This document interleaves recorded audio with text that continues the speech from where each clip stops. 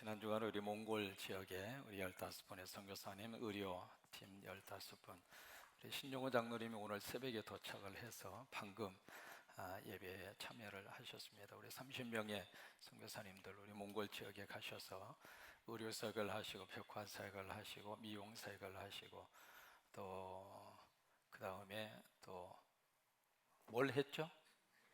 거시기도 하고, 그래서 우리 일주일 동안 몽골 지역에 큰 하나님의 살림의 역사를 이루고 오셨는데, 우리 자리에서 한번 일어나실 때 감사한 마음을 담아서 우리 선교사님도 우리 자리에서 한번 15번 30명 우리 같이 너무 감사합니다. 고맙습니다. 수고하셨습니다.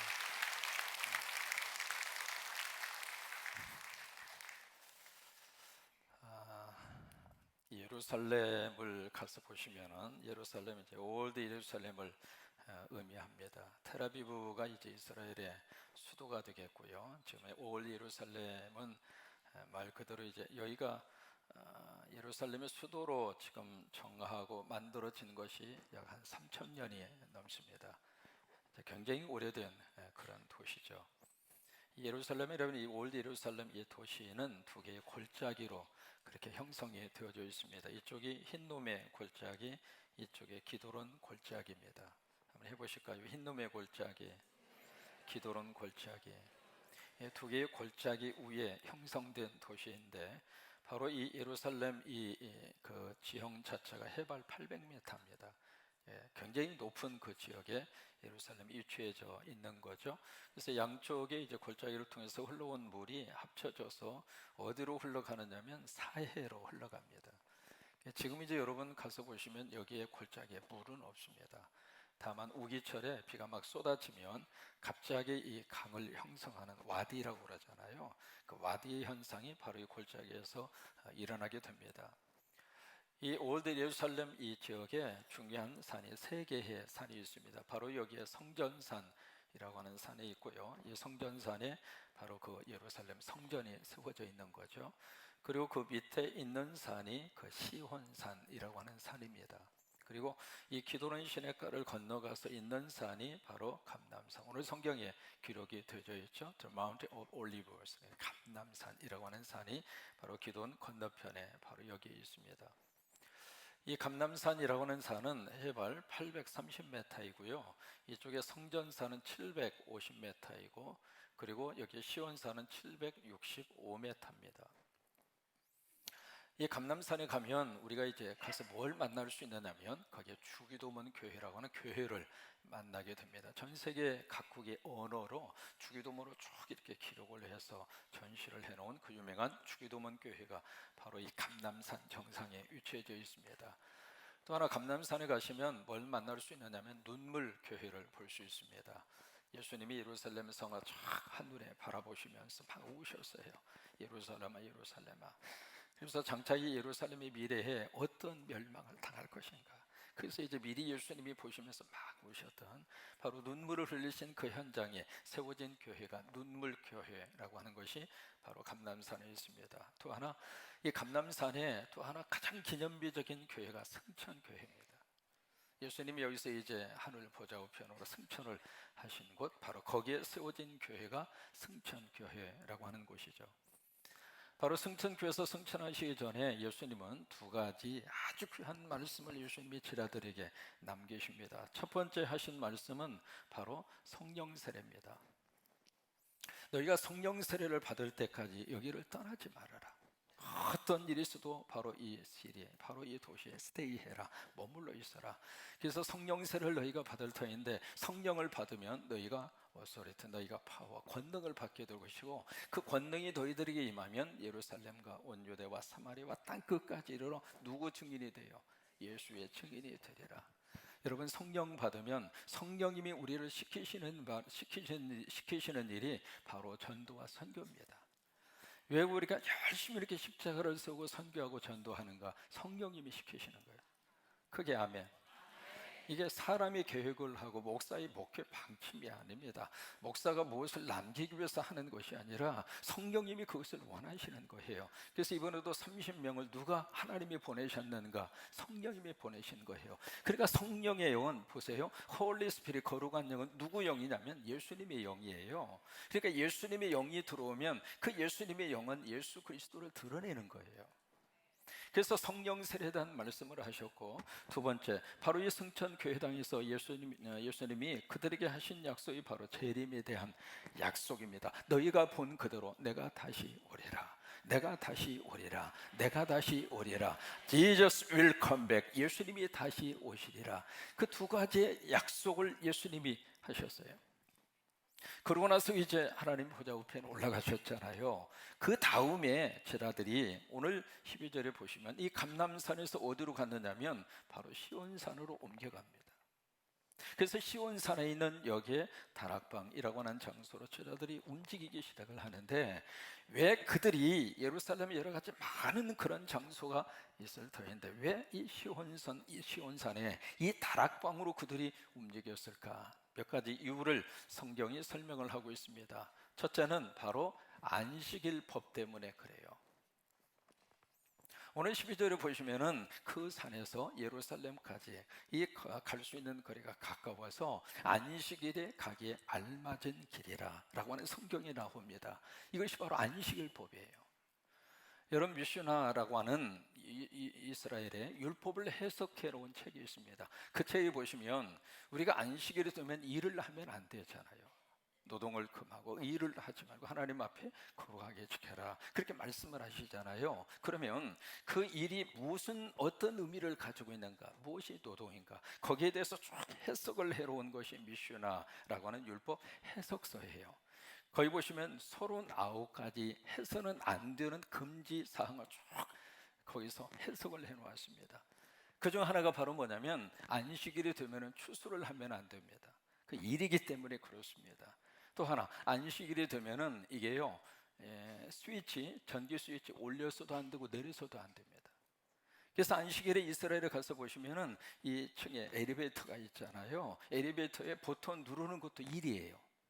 그래서 이것을 전부 다 자동화시켜서 층마다 엘리베이터가 자동으로 쓰고, 사람 있고 없고 그걸 떠나서 모든 층마다 엘리베이터가 쓰고 문을 열고 닫고, 그런 식으로 자동화 시스템으로 바꿔놓은 거예요. 이제 그 중에 하나가 안식일이 되면은 거리 이동 제한을 규정을 했습니다. 그래서 안식일에는 그 안에서만 활동을 해야 돼요. 그러면 그 거리 이동이 얼마냐면 2000규빗입니다. 규빗. 성경에 규빗이라고 하는 단어가 많이 나오잖아요. 이 규빗이라고 하는 것은 팔꿈치에서 여기에 장지성 끝에까지예요. 그래서 일반적으로 이 길이가 약 45cm에서 50cm입니다.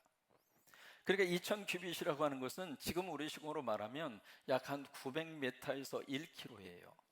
이 안에서만 안식일은 활동을 할 수가 있습니다. 만약에 이것을 범위를 넘어서면 안식일을 어기는 거예요.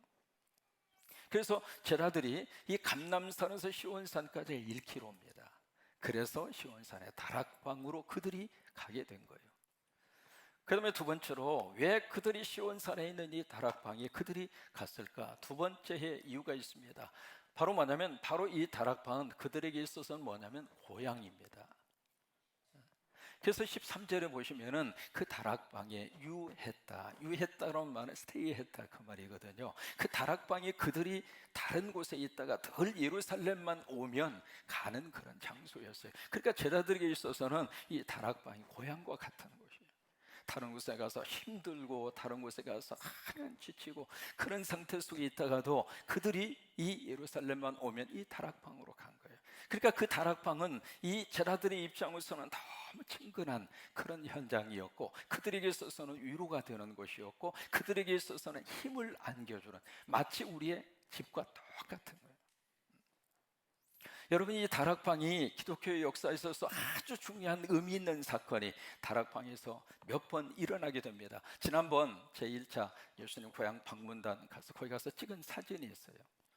여러분, 저 사진을 보시면은 다락방이 커요, 작아요? 우리 한국의 다락방하고는 개념이 다릅니다. 우리 한국의 다락방은 지붕 밑에 있는 좁은 공간이잖아요. 그래서 거기다가 안 쓰는 물건 다 갖다 올려놓는 좁은 공간, 그 다락방이라고 하는데, 이 유대인식의 다락방 그게 아닙니다. 2층이에요, 2층. 그 다음 사진을 보시면 전체 그룹으로 해서 함께 사진을 찍었거든요. 저희가 바로 이제 그 다락방입니다. 저 다락방에서 무슨 일이 일어났느냐면, 예수님 6월절 십자가 지기 전에 최후의 만찬을 해요. 라스트 서퍼. 그 최후의 만찬이 어디에서 있었는가? 저기서 있었어요.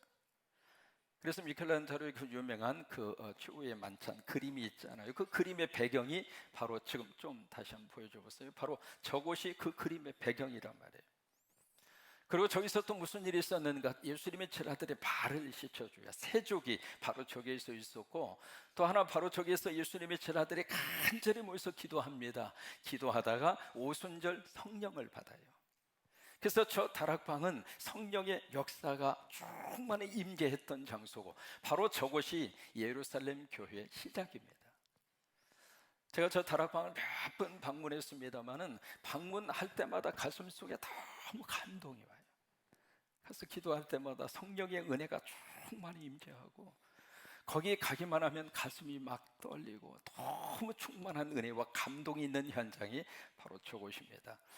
바로 저곳, 우리가 이제 일반적으로 저 다락방을 우리가 마가의 다락방이라 그렇게 이야기하잖아요. 근데 마가의 다락방이 아니라 사도행전 12장 12절에 보시면 거기에 그 다락방 주인의 이름이 나옵니다. 거기 보시면 마가라고 하는 요한의 누구예요? 어머니 누구의 집이에요? 마리아의 집이에요.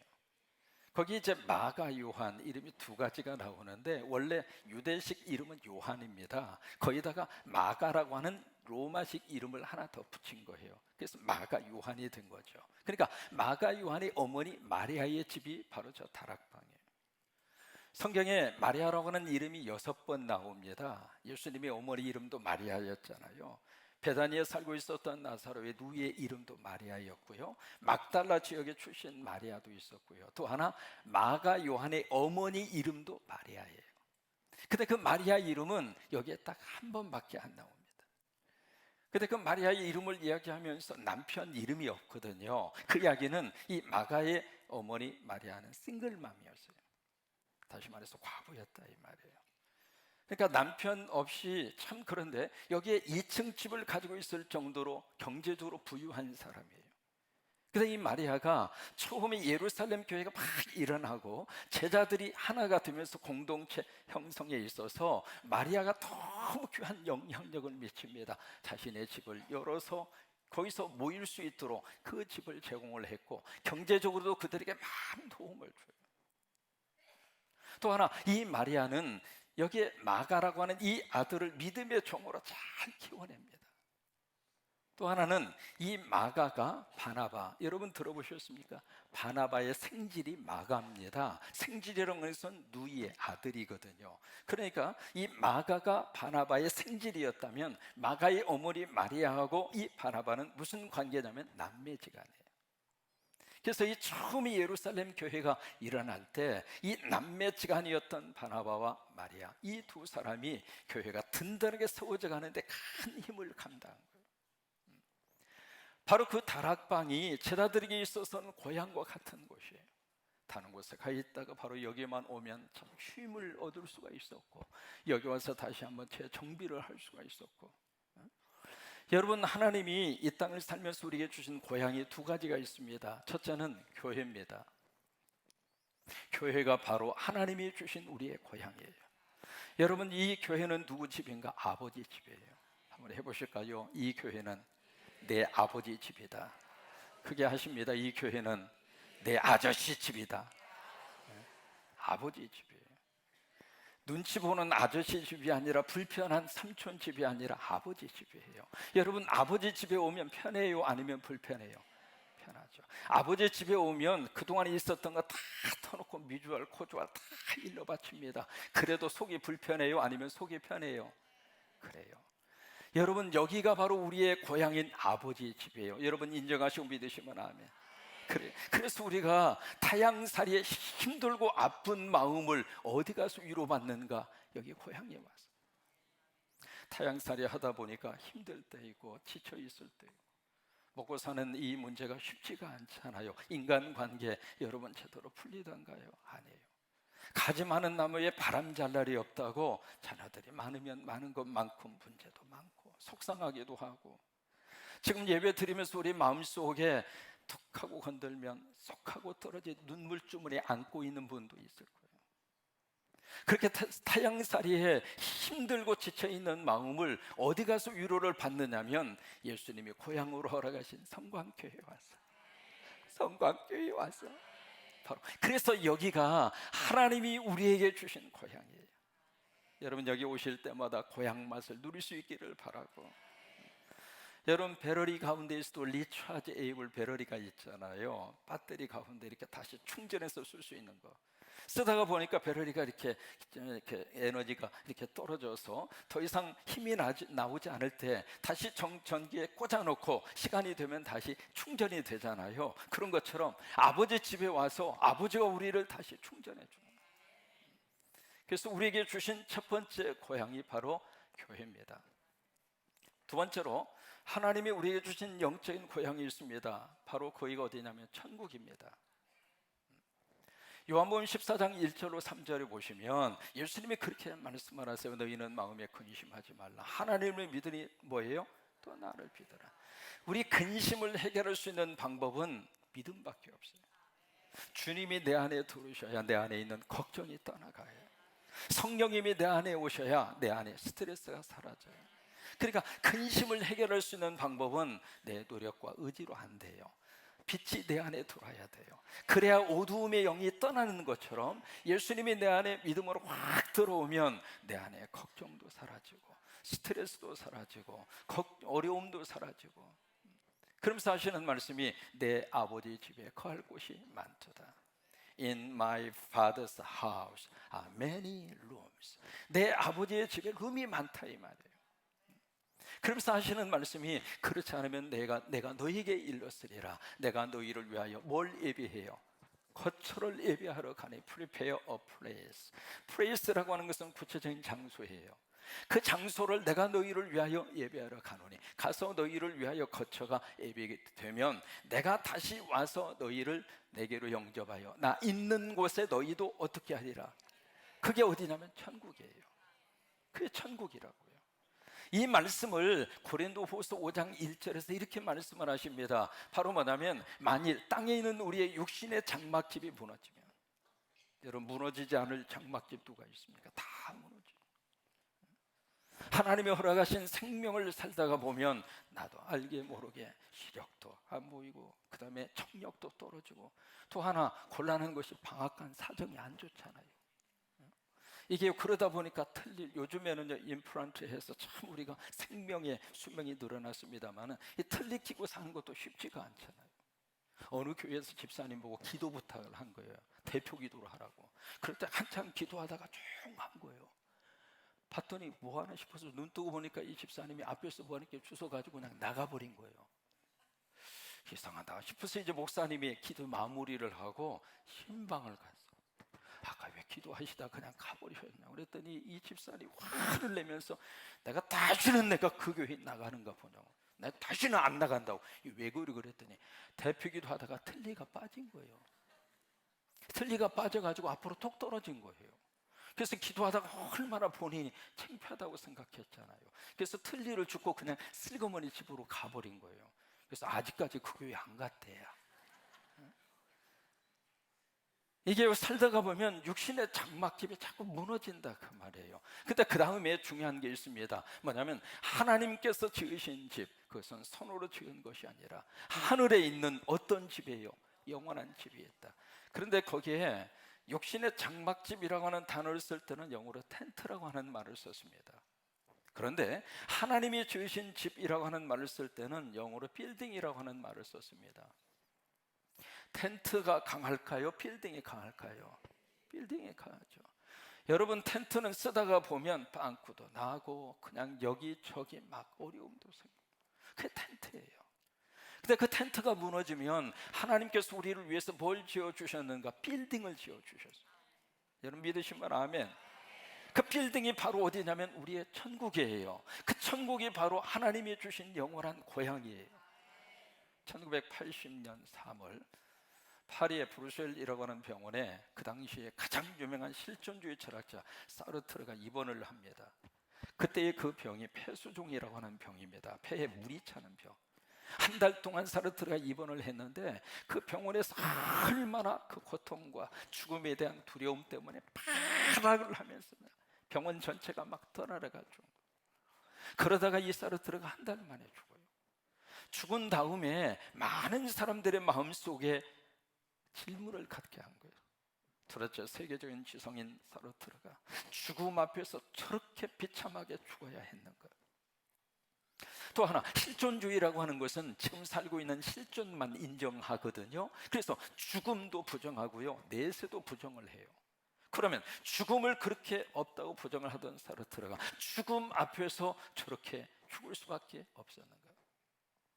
근데 그 다음 신문 기사에 뭐라고 났느냐면 사르트르는 죽음 이후에 돌아갈 고향이 없었다. 그래서 이렇게 파락을 한 거예요. 여러분, 하나님이 우리에게 주신 두 가지의 고향, 첫째가 어디예요? 교회. 여러분, 성광교회가 여러분들의 영적 고향이시기를 하나님이 여기 고향으로 보내셔서 우리 함께 가리라, 우리 함께 가리라. 참 찬양도 기가 막히게 했잖아요. 우리 고향에서 같이 고향 사람들끼리 같이 얼기설기 서로 위로하고 서로 하나가 되고 서로 밀어주고 서로 위로 아멘 할 때까지 할 거예요. 서로 격려하고 서로 같이 한 덩어리가 되고 성광! 그러면서 우리 같이 고향에 와서 그 다음에 우리가 이 고향에서 여기서 살다가 영원한 고향 어디로 가요? 천국으로 가는 거예요. 그러니까 제자들의 입장으로서는 바로 이 시온산 다락방이 그들의 고향이란 말이에요. 근데 이 고향에 지금 어떤 사람들이 지금 모여 있는가? 13절에 보시면은 예수님의 12 제자 이름이 쭉 기록이 됩니다. 그리고 그 다음에 여인들이 나오죠. 그 다음에 예수님의 어머니 마리아도 거기에 있었고, 또 하나 예수님의 형제들도 함께 그 자리에 있었어요. 근데 그 자리에 모인 사람의 숫자가 몇 명이에요? 120명입니다. 그러면 이 감람산 승천교회당에서 예수님이 승천하실 때 이 두 가지 말씀을 하실 때 그 자리에 몇 명이 있었는가? 고린도전서 15장에 보시면 500명이 있었습니다. 그러면 500명이 그 말씀을 들었는데 120명만 있으면 나머지 몇 명이 사라진 겁니까? 380명이 없어요.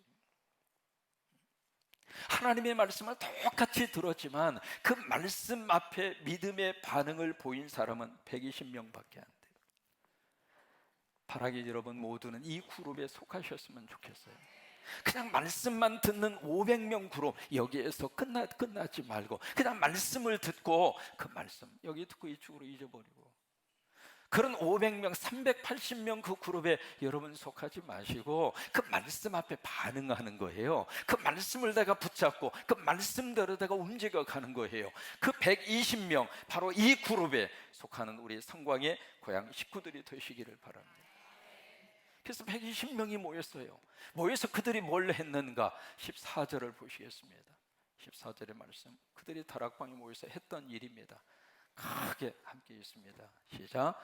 여자들과 예수의 어머니 마리아와 예수의 아우들과 더불어 마음을 같이하여.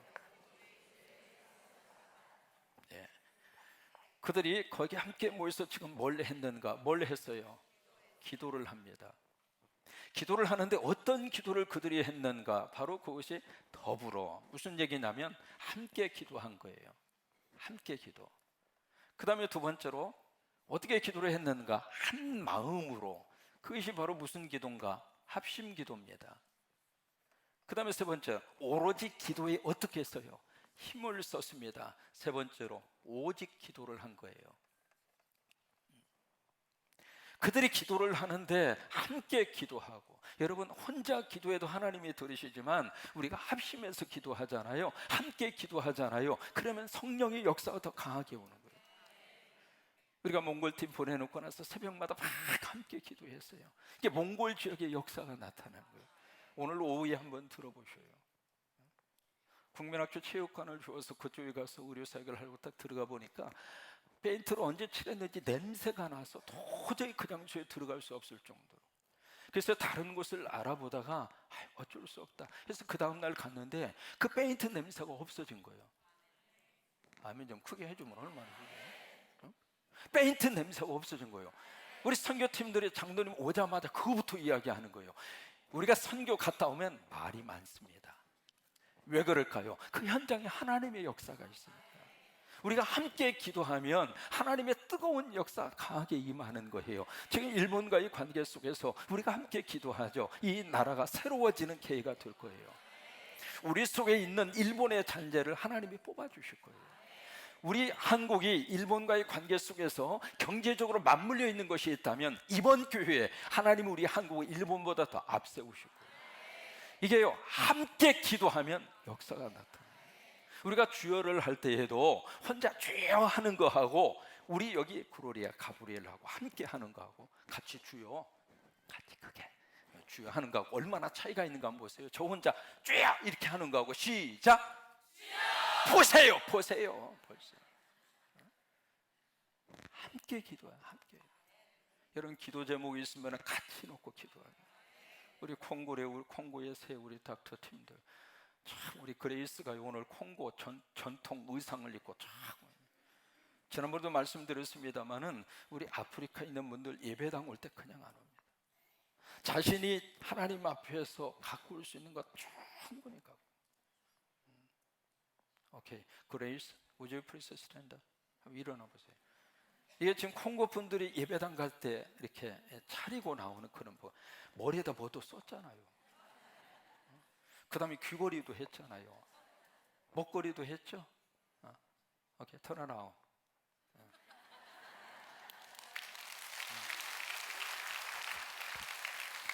오케이.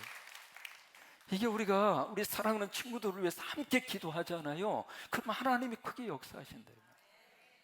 그 다음에 합심해서 기도해요. 합심해서. 그러니까 마음과 생각을 다 모아서 합심해서 그렇게 기도하고, 또 하나 오직 기도에 힘을 써. 기도하면 하나님이 들으셔요. 기도하면 하나님이 들으셔요. 히스기야 여러분 기억하시죠? 다윗 왕 이후에 성군이라고 일컫는 사람이 히스기야예요. 이 사람이 25살 때 왕이 됩니다. 25살 때 왕이 되다가 13년 만에 38살 때 병이 걸려요.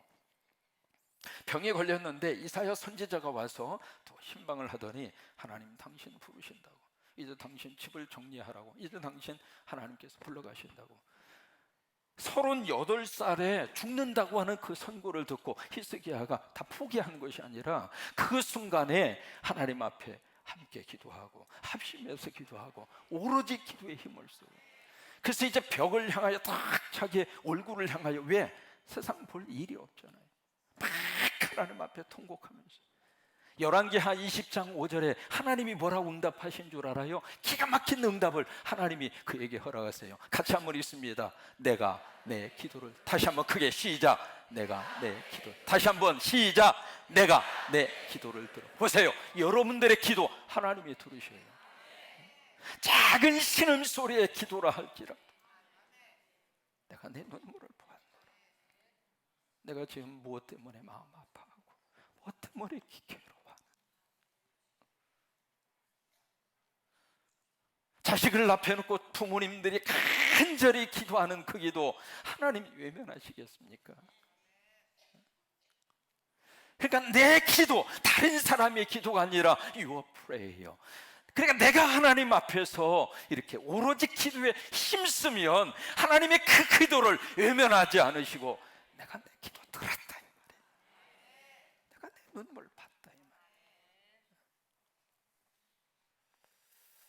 시편 55편 17절 말씀, 하나님이 약속을 하십니다. 크게 고백하십니다. 저녁과 아침과 정오에 내가 근심하여 탄식하리니 여호와께서 내 소리를 들으시리로다. 시편 18편 6절의 말씀도 같은 말씀이죠. 시작, 내가 환난 중에서 여호와께 아뢰며 나의 하나님께 부르짖었더니 그가 그 전에서 내 소리를 들으시며 그 앞에서 나의 부르짖음이 그 귀에 들렸다. 바디메오 여리고에 살고 있었죠. 선천성 시각 장애인이 어느 날 소식을 듣습니다. 예수님이 그 마을을 지나가신다. 그냥 바디메오가 때는 있다. 길거리에 와서 눈에 보이지는 않으니까 막 큰 소리. 다윗자손 예수여, 나를 불쌍히 여기소서. 예수님이 기뻐하는 Jesus prayer, 예수님의 기도가 두 가지가 있습니다. 첫째가 Have mercy on me, 하나님 나 불쌍히 해주세요. 두 번째는 Oh Lord help me, 나 도와주세요. 이게 예수님이 좋아하시는 Jesus pray라고 하는 거예요. 예수님의 기도예요. 그러니까 바디메오가 하나님 앞에서 막 궁이력여 달라고. 근데 옆에 있는 사람이 시끄럽다고 막 쥐어박는 거예요. 사람은 그렇습니다. 바디메오는 절박함 속에서 부르짖는데 그 소리가 다른 사람들의 귀에는 시끄러운 소음 소리예요. 그래도 바디메오가 포기하지 않고 더 큰 소리로 예수님에게 막 부르짖어 기도합니다. 오늘 우리가 다시 한번 회복해야 할 것이 기도의 야성입니다. 부르짖는 기도가 약해요. 다시 하나님 앞에서 엎드려서 그 주님 앞에 주여, 이 민족의 통일 광복을 주시옵소서. 힘이 없어서 다시 일본의 속국으로 들어가는 일이 없도록 우리 장로님 기도해 주신다. 하나님, 다시 우리 자녀들을 하나님이 들어 쓰셔서 하나님의 위대한 종들로 하나님이 들어 쓰시옵소서. 하나님, 나 이렇게 살기는 싫습니다. 기도의 야성이 좀 우리에게 다시 한번 불이 붙어서 누가 뭐라고 그러더라도 여러분, 내 기도 소리가 크면 다른 사람들의 소리 안 들리는 거예요. 자꾸 다른 사람의 소리가 들립니까? 내 소리가 작으니까 그런 거예요. 주님이 그를 부릅니다. 네 소원이 무엇이냐? 뜨기를 원하나이다. 내 소원대로 될지어다. 부르짖으면 하나님이 들으신다. 예레미야 33장 2절로 3절, 너무 유명한 말씀이죠. 크게 고백하십니다. 이를 행하는 여호와, 그것을 지어 성취하는 여호와, 그 이름을 여호와라 하는 자가 이같이 이르노라. 너는 내게 부르짖으라. 내가 내게 응답하겠고, 내가 내게 응답하겠고, 내게 응답하겠고, 내게 응답하겠고.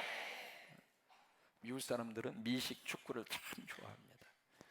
미식 축구 가운데 전설적인 선수 누구냐면 스캇 블룸필드라고 하는 사람이 있습니다. 스캇 블룸필드를 전설적인 선수, 천재적인 선수라고 해요. 근데 이 선수가 게임을 하다가 3쿼터, 세 번째 쿼터에 1분 7초를 남겨놓고 상대 선수하고 부딪힙니다. 그러다가 목이 간 거예요. 목뼈가 부러지니까 이쪽에 중추신경이 다 흐르고 있잖아요. 하반신 마비가 돼요. 그래서 병원에 가서 급히 수술을 받는데 의사가 하는 말이, 당신은 앞으로 전신 마비, 걸을 수 없을 것이다. 그러니 하루아침에 사람이 이렇게 된 거예요. 그래서 막 그냥 그 침대에서 이럴 수는 없다고. 어떻게 내 인생 가운데 이럴 수가 있느냐고. 막 그럴 수밖에 없잖아요. 그러면서 이제 몸부림을 치면서 보내는데 어느 한 엄마가 10살짜리 아이, 휠체어를 탄 아이를 데리고 와서 그 블룸필드를 꼭 만나보고 싶다고. 내 아들이 평소에 당신을 너무 좋아해서 당신 게임 보면서 우리 아들이 희망을 가지고 그렇게 잘하고 있는데 이 아들이 꼭 평생 소원이라고. 그래서 이제 블룸필드가 그 아이하고 그 엄마를 면회를 한 거예요. 근데 아이가 와가지고 10살짜리가 휠체어를 탔는데 뭐냐면 자기가 지금 백혈병 환자예요, 이 애가. 그래서 지금 3개월 시한부 인생을 사는 거예요. 10살짜리 아이가 내가 죽기 전에 내가 좋아하는 스포츠 선수, 당신 블룸필드 꼭 한번 내가 만나보고 싶다고. 그래서 온 거예요. 그래서 이 아이가 그 선수의 손을 잡고 막 기도합니다. 기도하면서 하는 말이, 하나님, 내가 좋아하는 블룸필드의 선수, 하나님께서 전신마비에서 다 고쳐주셔서 꼭 선수로 다시 뛸 수 있도록 해달라. 그러면서 그 애가 말이죠, 그 선수의 손을 잡고 울면서 막 기도하는데 그 기도 소리를 들으면서 이 선수의 마음속에 있었던 그 모든 아집과 교만의 껍질이 벗겨진 거예요. 내가 믿음 생활하면서 교회 다니고 예배 드렸지만 지금 이 순간 오로지 기도의 힘을 써야 할 이 순간에 나는 기도하지 않았고, 현실 앞에 내가 지금 부정하고 내 현실 앞에 절망하기에 바빴고, 그게 다 부끄러운 그 애 앞에서. 그러면서 그 마음속에 있는 교만의 껍질이 다 벗겨지면서 그 어린애 앞에서 엉엉 울면서 막 회개한 거예요. 막 회개하고 같이 이렇게 이야기하다가 그 자리에서 블룸필드가 아이에게 무슨 말을 하느냐면, 야, 내년 1년 신시내티에서 게임이 있는데 그 게임에 내가 선수로 뛸게. 거기에 응원석에 네가 와서 응원해. 여러분, 현실로 일어날 수 있는 일입니까? 근데 결론적으로 말씀드립니다. 1년 후 신시내티, 바로 미식 축구 그 경기장에 스캇 블룸필드가 선수로 뜁니다. 그리고 3개월 만에 죽음의 선고를 받았던 그 아이가 그 신시내티 바로 그 미식 축구 거기 경기장에 와서 응원을 했습니다. 기도하면 기적이 나타납니다. 기도하면 기가 막힌 역사가 나타납니다. 여러분, 다시 한번 기도가 우리 안에서 살아날 수 있게 되기를 주의 이름으로 축원합니다. 오로지 기도에 힘을 써더라. 오로지 기도에 힘을 쓰시더라. 오로지 기도에 힘을 쓰시더라. 그래요, 그 기도하는 곳에 하나님의 역사가 나타납니다. 우리 함께 결단하면서 우리 찬양합니다.